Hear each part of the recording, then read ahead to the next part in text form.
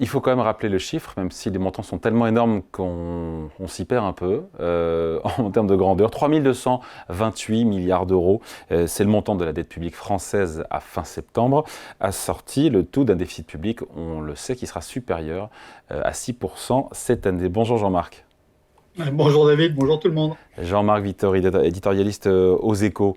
La situation financière de la France, est-ce qu'elle est vraiment grave? Si on doit répondre sans faire de la popole, sans faire de la politique, sans idéologie, parce que moi j'ai envie de dire, quand je vois la France endettée à 3% à 10 ans sur les marchés financiers, moi je trouve qu'il n'y a pas de quoi s'affoler. Évidemment, il n'y a pas de quoi s'affoler jusqu'au jour où il y a de quoi s'affoler. C'est ce que les économistes appellent les équilibres multiples. On peut passer très brutalement d'un équilibre à un autre. On l'a vu en Grèce en 2010, quand elle a annoncé un déficit qui était finalement 2 fois plus important que ce qui était prévu et annoncé aussi pour les années précédentes.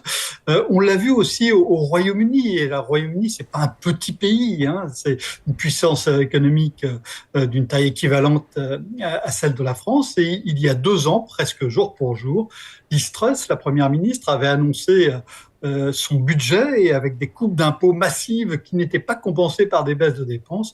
Et ça avait posé des problèmes, des tensions financières très importantes au Royaume-Uni. Et donc, on peut passer brutalement d'une situation où tout va bien, où on n'emprunte pas cher, comme vous le disiez, relativement pas cher, parce qu'on emprunte même plus cher, on va peut-être en reparler, mais où on emprunte relativement pas cher, à une situation où brutalement ça change. Bon, est-ce qu'on peut dire, là encore factuellement, que la France, alors pas un cancre, mais est un mauvais élève d'Europe sur les questions de déficit, d'endettement? Alors là, la réponse est clairement oui. Alors, tous les pays se sont endettés, non pas tous d'ailleurs, mais beaucoup de pays se sont endettés lors de la crise Covid. Mais quand vous prenez un petit peu de distance, un peu de champ, vous voyez qu'il y a tout de même une spécificité française. Juste trois points de comparaison. Il y a 10 ans, il y avait 7 pays de la zone euro qui avaient une dette publique rapportée au PIB supérieure à celle de la France. Aujourd'hui, il n'en reste plus que deux, qui sont l'Italie et la Grèce.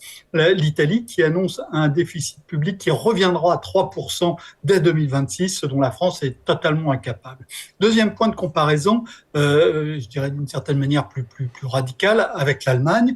Souvenez-vous, c'était il y a un peu plus de 20 ans, Jacques Chirac et Gerhard Schröder, donc les dirigeants français et allemands, étaient allés dire à Bruxelles que non, c'était pas question, on n'allait pas respecter les règles budgétaires parce que dans les deux pays, la dette dépassait 60% du PIB à quelques dixièmes près. La dette était identique dans les deux pays.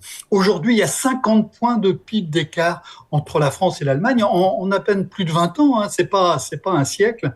Et donc, ça montre bien qu'on a des politiques très, très différentes. Le troisième point, c'est avec un autre pays qui nous est proche aussi, c'est la Belgique. Quand la Belgique est rentrée dans la zone euro, en même temps que la France, donc à la fin des années 1990, elle avait une dette publique qui était 2 fois supérieure à celle de la France. Ça faisait que 115% du PIB. La France était juste à 60%.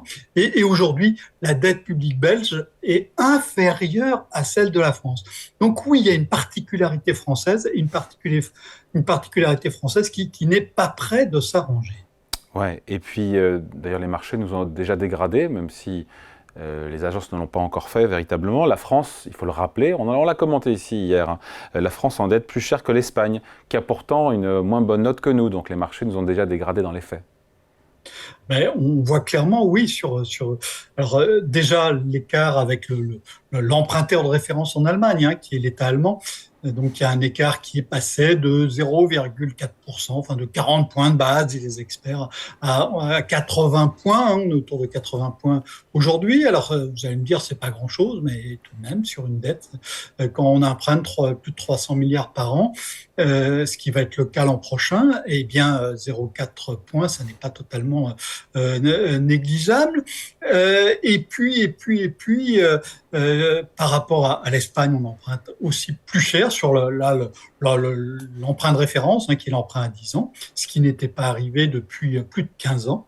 Et puis, et même sur une échéance plus courte, qui est moins significative, qui est le 5 ans, la France emprunte désormais plus cher que la Grèce. Donc, les investisseurs portent un regard qui est plus distant sur nous que ça n'était le cas il y a encore 6 mois.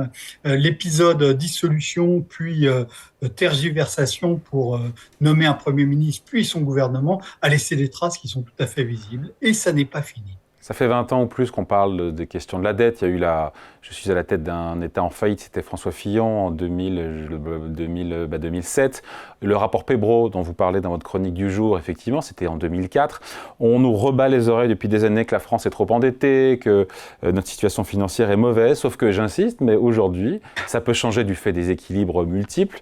Les investisseurs étrangers aujourd'hui financent la France. Ça pourrait vraiment changer maintenant. On est au pied du mur. On n'est pas au pied du mur, mais il y a des petits signes faibles qu'il faut tout de même capter. Moi, l'un des signes qui me frappe, c'est que, vous l'avez mentionné, les investisseurs qui détiennent la dette de la France, ce sont beaucoup d'investisseurs étrangers, ils sont majoritaires, ils détiennent plus de 50% de la dette publique française. Et parmi ces investisseurs, le plus gros groupe, celui qui détient la dette la plus importante, ce sont les investisseurs japonais.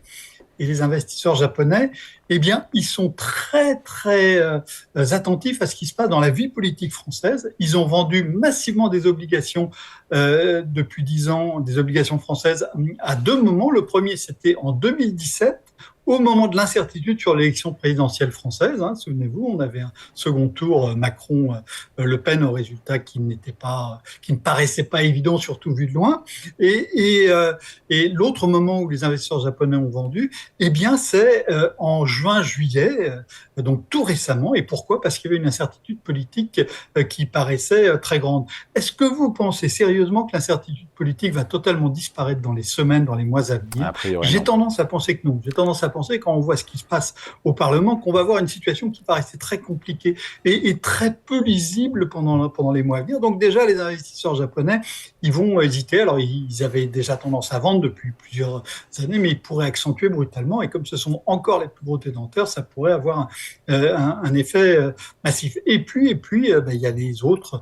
Il y a aussi les anglo-saxons qui, pour l'instant, on a des écarts de taux et de perspectives de change qui ont plutôt tendance à les rassurer. Mais ça aussi, ça peut changer encore une fois très vite. Et le pire pour vous, et vous l'avez écrit aujourd'hui, et c'est très intéressant, c'est que la France est droguée à une dette inefficace. Comment ça, inefficace ? Expliquez-nous. Oui, je trouve que c'est un point sur lequel on n'insiste pas assez.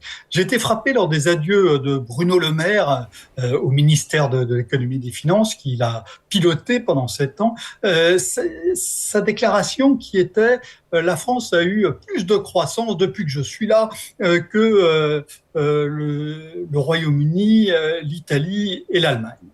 D'abord, j'étais surpris qu'il n'y ait pas l'Espagne, parce que l'Espagne est aussi un grand pays. Mais bon, passons. Il n'y avait pas l'Espagne, parce qu'évidemment, la croissance a été plus forte en Espagne. Oui. Donc, si on regarde les taux de croissance, on a eu plus 6% en arrondissant, plus 6% en France, plus 5% en Italie et plus 3% en Allemagne. Et je me suis dit, on va regarder la dette en le même temps. La dette en France, elle a pris 14 points. 13,5 pour être précis. L'Italie, elle a pris 6 points, je crois. Et l'Allemagne, sa dette publique rapportée au PIB, sur l'indicateur de référence, cet indicateur, il a baissé. Donc la France a eu de la croissance et on dit souvent en France, il faut soutenir la demande, sinon on ne va pas avoir assez de croissance. Et donc c'est la motivation des dépenses publiques importantes et la nécessité de maintenir des dépenses sociales importantes. On l'entend sans arrêt dans le débat depuis des décennies.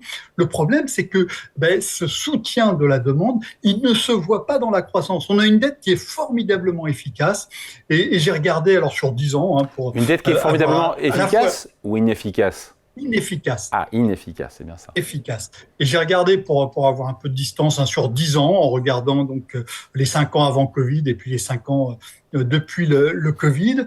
J'ai regardé donc cette efficacité de la dépense publique, de la dette publique en termes de croissance. Dans tous les pays de l'OCDE, il y a un seul pays qui fait pire, c'est le Japon. Et on sait bien que la situation japonaise est très, très particulière sur les questions de finances publiques et de dette, avec une démographie qui est aussi effroyable et que n'a pas la France. Et donc, on dépense énormément d'argent sans que ça se voit sur la croissance. Est-ce que vous avez l'impression que ça se voit sur l'école? Est-ce que vous avez l'impression que ça se voit sur la santé? Est-ce que vous avez l'impression que ça se voit sur l'efficacité de l'armée?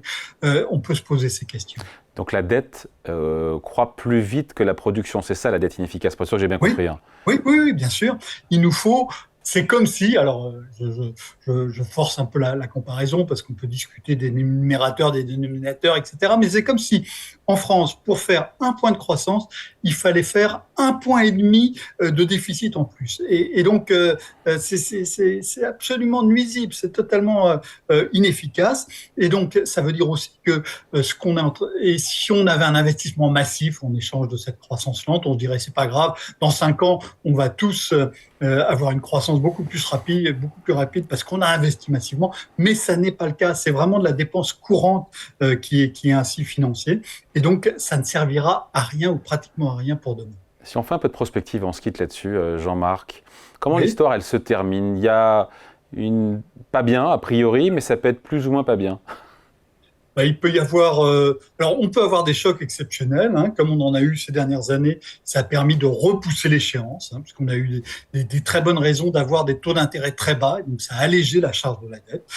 On peut avoir ce scénario-là, mais les deux scénarios les plus probables, hélas, c'est premièrement l'étouffement lent, c'est ce qu'on a vu en Italie depuis plusieurs décennies. L'Italie a accumulé une dette très importante sur fond de corruption, de détournement dans les années notamment 1980, et aujourd'hui, l'Italie paye encore cet endettement très lourd avec une croissance qui est au ralenti. Pourquoi, juste pardon, Jean-Marc, pourquoi un étouffement lent, c'est-à-dire? Parce que la charge de la dette monte progressivement, et cette charge de la dette, elle va forcer l'État à faire des choix qui vont être douloureux. Et dans ces cas-là, ce qu'il sacrifie en premier, c'est souvent les dépenses d'investissement, c'est ce qui prépare l'avenir. Et donc, c'est ce qui s'est passé en Italie et c'est ce qui pourrait se passer en France. Donc ça, c'est le premier scénario, c'est l'étouffement lent, où la dette évince peu à peu d'autres dépenses publiques, en particulier celles qui préparent l'avenir. Et puis l'autre scénario, c'est celui qu'on évoquait au début de la discussion, c'est ce que les anglo-saxons appellent le sudden stop, c'est l'arrêt soudain. Les investisseurs étrangers, du jour au lendemain, ils ne veulent plus acheter de la dette publique française. Et à ce moment-là, il faut faire des économies à toute allure. C'est ce qu'a vécu la Grèce au début des années 2010, et puis aussi l'Espagne, le Portugal, qui ont maintenant des finances publiques qui sont très différentes des nôtres, mais après des moments qui ont été effroyablement lourds et pénibles. Et ça arrive dans des petits pays, mais ça peut aussi arriver dans des grands pays. Bon, tout ça n'est pas joyeux. Il y a comme un scénario plus positif où les taux d'intérêt baissent suffisamment pour rendre plus indolore, enfin moins douloureux en tout cas, la charge de la dette. On ne va pas non plus mettre de côté ce scénario-là. Oui, mais c'est pour ça que je commençais par celui-ci. Mais c'est plutôt des circonstances exceptionnelles qui amènent les taux d'intérêt à baisser fortement. Ça a été une crise financière en 2008, ouais. Ça a été ensuite une épidémie de Covid en 2020. Espérons qu'on peut avoir un scénario moins douloureux que ces deux scénarios-là. Allez, décryptage signé Jean-Marc Vittori, éditorialiste aux Échos. Toujours un plaisir. Merci Jean-Marc. Merci.